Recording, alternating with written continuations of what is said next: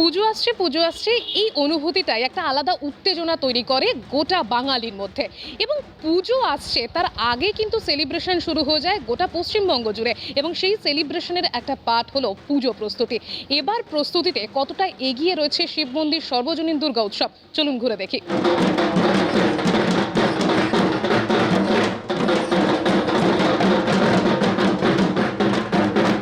কত বছরে পা দিল একসাথে? এটা 88 বছরে পা দিল শিব মন্দির সার্বজনীন দুর্গা উৎসব সমিতি। এবার আমরা প্যান্ডেলটা তৈরি করছি, সেটা একটা আমাদের থিমটা হচ্ছে ব্রাত্য। ব্রাত্য মানে আমাদের সমাজে যারা পিছিয়ে পড়া মানুষজন, যারা আমাদের এই ঘর বাড়ি এখানে সব তৈরি করছে, যখন তাদের বাড়িতে যাওয়া হচ্ছে, তাদের বাড়িতে দেখা যায় তারা টিনের চালে টালির বাড়িতেই থাকছে। তাদের কিন্তু এইখানে সৌভাগ্য হয় না এরকম ধরনের বাড়িতে থাকার। তো আমরা চাইছি যে পিছিয়ে যাওয়া মানুষটা যাতে একটু উঠে আসুক এবং আমাদের এদিকের সঙ্গে তারাও যেন একটু এগিয়ে চলতে পারে।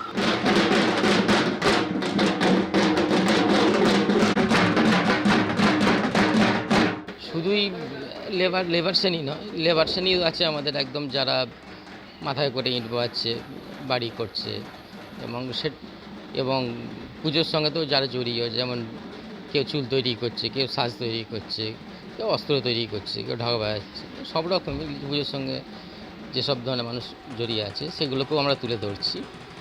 এবার লেবার শ্রেণীর ধরুন যারা মাথায় করে ইট বোয়াচ্ছে, বাড়ি করছে, সেইটা দেখুন আমাদের সামনে একটা ফর্ম করা হয়েছে, সামনে একটা আমাদের কম্পিটিশন করা হয়েছে যে মাথায় করে ইট বোয়াচ্ছে। এটা আমরা একটা পিলার হিসাবে ভেবেছি, যে পুরো মানে স্ট্রাকচারটা তারা ধরে রেখেছে।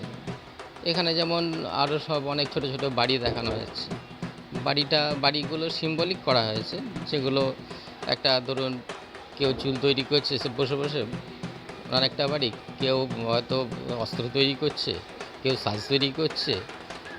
এরকমভাবে আমরা বিভিন্ন রকম বাড়ি দেখিয়েছি ছোটো ছোটো। এবং আমাদের মণ্ডপের জায়গাটা একটা আর্টিস্টের স্টুডিও হিসেবে আমরা তুলে ধরেছি। এবার সেই হিসেবে স্টুডিও ক্ষেত্রে আমরা যে একটা আমাদের প্রতিমাটা একটা একটা ভাস্কর্যের মতো বলতে পারেন, একটা স্কাল্পচার, সেই রকম আমরা করেছি। এবং সেটা ইন্ডিয়ান স্টাইল বলতে পারেন, এবং কম্পোজিশনটা আমাদের নিজস্ব।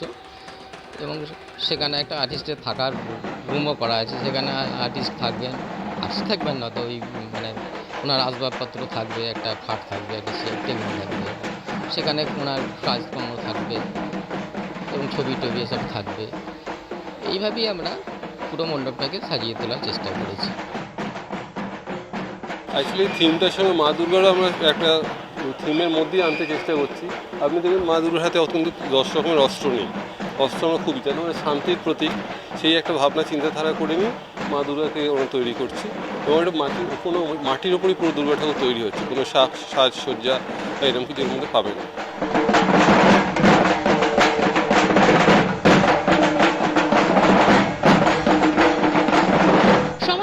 বেশ কিছু শ্রেণী বা কাজ রয়েছে যারা হয়তো খানিকটা ব্রাত্যই থেকে যায় সমাজের কাছে।